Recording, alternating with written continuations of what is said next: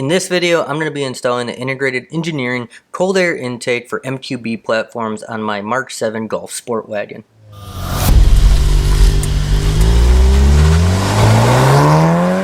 Welcome to the Dad Wagon. In today's video, I'm installing new cold air intake onto my Sportwagen. A quick note, don't forget to like and subscribe if you like this content, if it's helpful to you, or if you just want to follow along with the build. Now I went with the integrated engineering intake because for a couple reasons. I like how the tray uses the entire air duct system up front on my Golf. I also like the fact the overall aesthetics, and if you really wanted to, I don't think I'm going to do it, but there is a carbon fiber lid that goes over the entire system to dress it up and to reduce some of that temperature that you're going to be getting from your engine bay. And then finally, I just recently, if you watched the last video, installed a new turbo inlet pipe. And to really maximize what that's going to do for me, I thought it was time to finally upgrade to an intake, and also setting me up for some things I want to do in the future to this car. Now I've only had the intake installed for just a short period of time. It was just a couple days ago from when I installed it to when I'm recording this video, and I haven't done a ton of driving and necessarily noticed a huge power difference, which that's not really the point of this right now. But I will say one pleasant surprise has been the noise inside the cabin, and it's not obnoxious, but it's just the fact that you can hear a little bit more of the turbo noises in your car. And as much as I thought that wasn't going to be a factor for me, it is. It's a lot of fun. Obviously, with a little bit of volume on the radio, you're not going to pick that up, but when you're driving around and having a pure driving experience, it makes the car a lot more enjoyable. I will say that. Let's jump into the install. The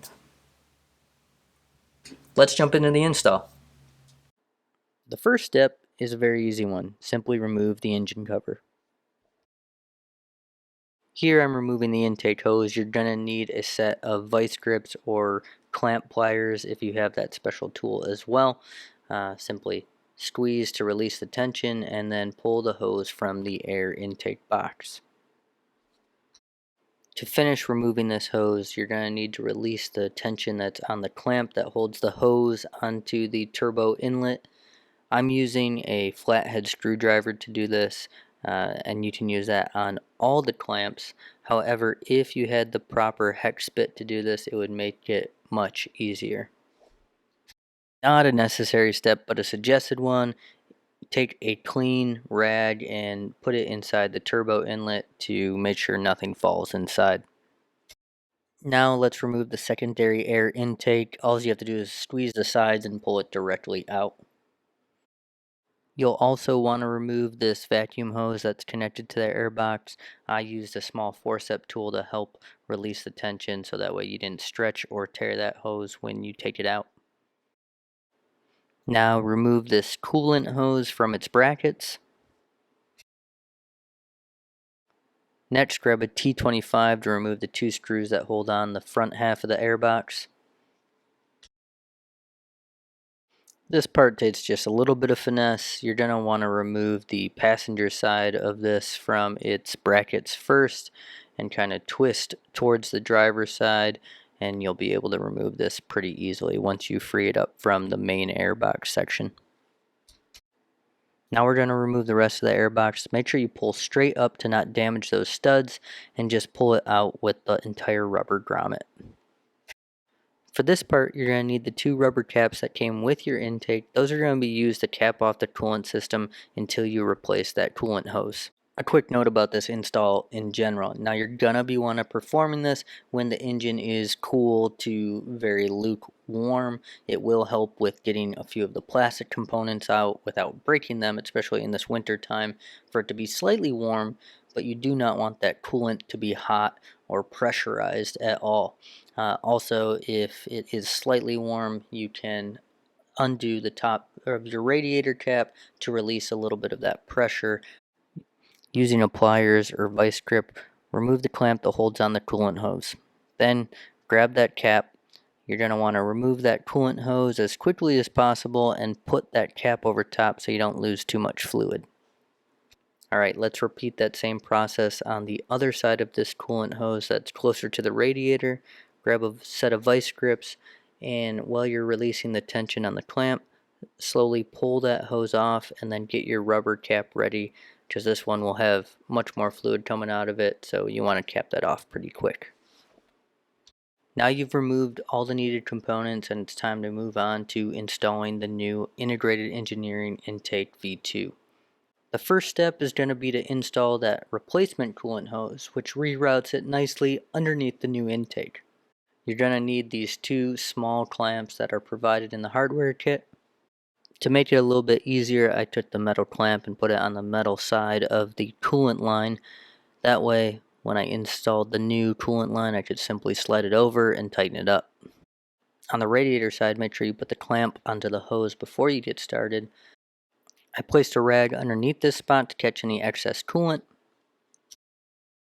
and then simply remove the cap and replace it with the new hose.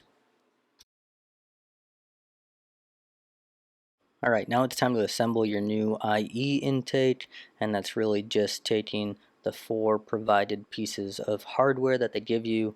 It's a combination of, I believe it was a 6mm hex bit you'll need, and the washer, and there's pre-threaded pieces that they'll be going into. Next, grab your rubber grommets, and those are simply press fit into place into the 2 open circles on the intake housing. It's pretty obvious where those go. Now take that newly assembled intake tray, and now we're going to mate it up with the engine bay.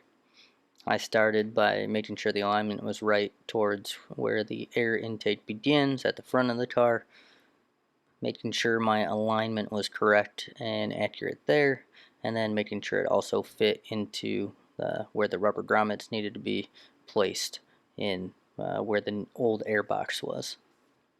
Now grab the last remaining bolt and washer that was in your hardware kit, and that's going to be used to hold on the passenger side of that intake tray. Here I'm preparing the secondary air intake hose to be fitted to the new mounting spot. So what you have to do is you have to rotate that clockwise about 90 degrees. If you simply hold on tight to the intake hose and twist with a nice firm action, you'll be able to get that to spin inside its hose fairly easily. Next, we're going to be preparing the elbow that houses the secondary air intake connection point, as well as where the vacuum is going to be replugged. If your car is equipped with a secondary air intake hose, you're going to want to make sure you use the right connection. So that's the open-ended one, not the one that seals this elbow off. Use the clamp and put that in place and tighten that down. Then I grabbed the other 2 ring clamps and started to get those prepared onto the elbow as well. And then finally putting in the right angle connection for the vacuum hose. Alright, now it's time to get the rest of the pieces of your intake all connected and fitted and in the right position. I just had to play a little Tetris with this, connecting the pieces, leaving everything loose, allowing myself to manipulate them slightly to get everything fitting properly and I guess the way I wanted them to. There's no real instructions on necessarily the angle these need to be at or anything like that. So I think it's what fits your engine bay most and what's not putting any sort of stress on any of the fixed components such as your turbo inlet or the air filter housing. Also, I didn't really show it here, but don't forget to connect your secondary air intake hose and the vacuum hose underneath that elbow. Now we're almost complete. It's time to install the provided air filter onto the air filter housing. Don't forget to pre-fit the ring clamp onto that first. And finally, if you're really picky, make sure you align the logo just the way you want it and move that ring clamp adjustment point in a hidden spot so that way it's not easily seen. Alright, now it's time to place the sealing strip along the edges of the air intake housing. I don't think there's a wrong way to do this. I started from the passenger side of the housing, moving towards the main intake section. I'm sure you could work the other way. The strip is cut almost perfectly to length, so you don't really have to worry about running out or having too much. Alright, final step is to replace that engine cover you took off in the first step of this project, and now you have a completed install. Alright, so now that it's complete and I've been driving around with it for a couple weeks, I have a couple items I can share about it. One, overall I love the fit and finish. Everything fit together really nicely. I had one concern with the way, since it's not attached on the driver's side of the vehicle, other than the mounting points of the original airbox down below, there was a little play in the metal tray. I wasn't sure if I was going to be getting any sort of rattling or sound from that, but it hasn't proven to be an issue just yet. The sound of the intake, which, arguably all cold air intakes produce a pretty great sound on turbocharged cars, is fantastic. It definitely adds a little bit more fun when driving around, and lets me hear the car a little bit more, which is fun and exciting. I didn't think that was going to be an output of this. Now let's take a listen to two different clips, one before the new intake and one with the new intake installed.